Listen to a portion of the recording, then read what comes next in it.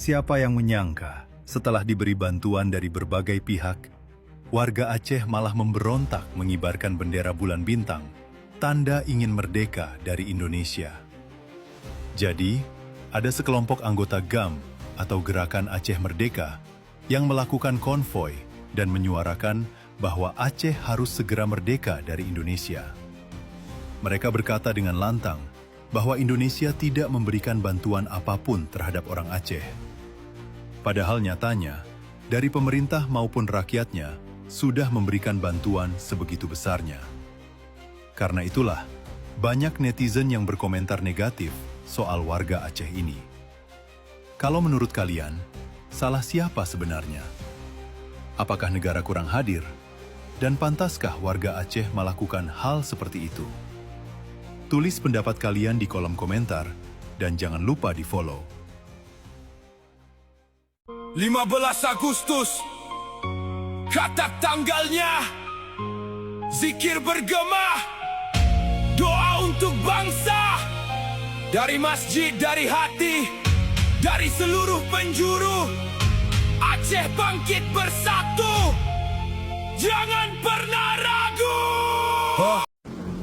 Guys, Presiden Prabowo Subianto tidak boleh menganggap ini sepele. Aceh sudah minta referendum untuk merdeka. Pernyataan itu keluar dari manual Gubernur Aceh, yang sebelumnya adalah Panglima Gerakan Aceh Merdeka. Sudah disuarakan juga oleh sebagian wakil rakyat dari Aceh. Mau ikuti jejak Timor Leste, begitu katanya. Tapi guys, sejarah Timor Leste berbeda dengan Aceh. Timor Leste itu gabung belakangan dengan Indonesia. Tapi sebagian warganya terus berjuang, tidak puas, kecewa dengan Indonesia. Saat Presiden Habibie minta referendum, diiakan dan kemudian sekarang jadi negara sendiri. Aceh berjuang untuk Indonesia merdeka, berkontribusi mempertahankan atau mendirikan NKRI. Tapi kenapa sekarang mau minta merdeka? Apakah hanya emosional atau serius? Ini pertanyaan harus dijawab belakangan. Tapi mari kita anggap ini sebagai sesuatu yang tidak boleh diremehkan. Pertama, tidak bisa dipungkiri, ini bagian dari ekspresi kekecewaan pemerintah dan masyarakat Aceh akibat perlakuan pemerintah pusat di bawah Presiden Prabowo Subianto yang begitu arogan. Aceh terkena bencana banjir buatan manusia. Juga dua provinsi lainnya, Sumatera Utara dan Sumatera Barat. Itu buatan manusia. Korbannya luar biasa. Tetapi Jakarta tidak mau menetapkan itu sebagai bencana nasional. Yang nggak bisa ditangani oleh pemerintah daerah. Nggak mungkin faktanya di lapangan seperti itu. Tapi yang lebih menyakitkan bagi pemerintah dan masyarakat Aceh, di saat mereka, saudara-saudara dari sana, membutuhkan gerakan pemulihan yang cepat dengan bantuan kemanusiaan dari manapun, kok pemerintah Indonesia menolak bantuan dari masyarakat internasional? Ada apa ya? Kan aneh. Ini kan arogan. Orang mau dibantu secara kemanusiaan oleh siapapun, kan boleh. Kenapa ditolak? Jadi pantas mereka kecewa sekarang. Gitu ya. Nah, yang kedua, Aceh ini punya sejarah gerakan Aceh, untuk merdeka. 25 Desember tahun Karena kecewa 2025, sejumlah masa menggelar pawai di jalan kebijakan raya atau sambil model membawa bendera pengelolaan GAM Indonesia dan yang meneriakan tidak seruan memberikan merdeka. kejahatan Aksi yang ini berarti bagi diduga masyarakat. dipicu oleh Padahal kekecewaan terhadap daerah penanganan itu bencana kawasan yang dinilai memiliki mencerminkan sumber ketidakpedulian yang pemerintah wajib pusat. untuk Hingga kini, sendiri belum ada dan pernyataan. menjadikan rakyatnya sejahtera. Apalagi punya khas Serambi Mekah. Nah, gerakan itu kan disetop dulu oleh Pak SBY dan Pak JK. Tapi sekarang mulai kembali akibat kekecewaan tadi. Dan ingat, ada dasar hukum universal, Declaration of Human Rights, dan keputusan-keputusan internasional lainnya menjamin untuk menentukan nasib sendiri, yang disebut self-determination right. Ya wajar dong kalau mereka tidak puas dengan Indonesia, tidak bangga dengan Indonesia, tidak sejahtera Indonesia, diabaikan oleh pemerintah Indonesia, lalu mereka menentukan nasib sendiri.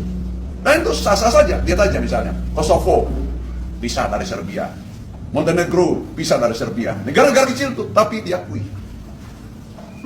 Mungkin juga nanti Papua, barangkali itu akan bergerak lagi.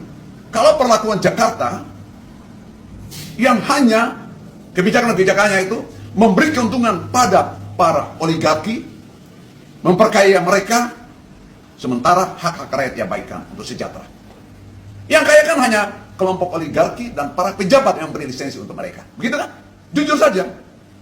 Jadi sumber daya alam di Aceh dikuras, di Sumatera dikuras, di Sulawesi dikuras, di Papua dikuras, di Maluku dikuras, dan sebagainya, di Kalimantan dan sebagainya. Rakyatnya tidak punya sejahtera. Yang sejahtera hanya para pengusaha yang mengurusnya itu bekerja sama dengan para pejabat yang memberikan lisensi pada mereka. Gitu kan? Jadi untuk apa berindonesia kalau kemudian mereka tidak bangga, justru mereka disengsarakan. Begitu arogannya pemerintah. Maka ya saya khawatir, saya tidak mau seperti ini sebetulnya. Tapi kalau dibiarkan terus, semangat di Aceh, pernyataan pemohon di Aceh, belum tentu tidak berimbas pada Kalimantan, Papua, Sulawesi dan sebagainya. Jika kebijakan pengelolaan daerah, pemerintahan, sumber daya alam masih seperti sekarang. Kami dulu awalnya Aceh tidak mau bergabung dengan Indonesia. Tetapi datangnya Pak Soekarno waktu itu duduk bersama-sama sehingga Aceh menjadi bagian daripada Indonesia. Dengan perjanjian Aceh dikasih keistimewaan waktu itu. Dikasih istimewa, ternyata istimewa itu maaf, pepesan kosong bagi kami. Dijanjikan awal kemerdekaan, tetapi realisasi kemudian tidak nyata. Bukusan indah tapi isinya tidak ada.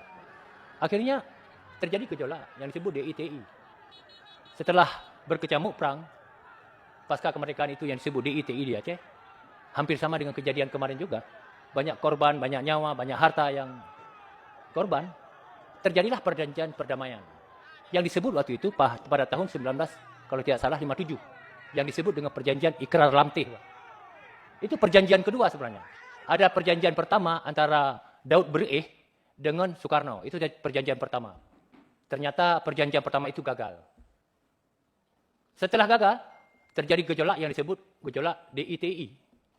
Gejolak DITI berkecamuk dan korban nyawa, korban harta dan sebagainya, terjadi perjanjian damai yang disebut Ikrar Lamtih pada tahun 1957. Setelah perjanjian Ikrar Lamtih itu diberikanlah otonomi dan lain sebagainya, ternyata juga pepesan kosong juga. Maka terjadilah gerakan Aceh Merdeka. Kami sudah 2 kali terbohongi, ini apa kita tunggu lagi? Maka terjadilah gejolak, kita ingin pisah saja. Setelah terjadi bergejolak hampir 30 tahun seperti Bapak sampaikan, yang kami waktu itu, mohon maaf, tidak berpikir lagi bergabung.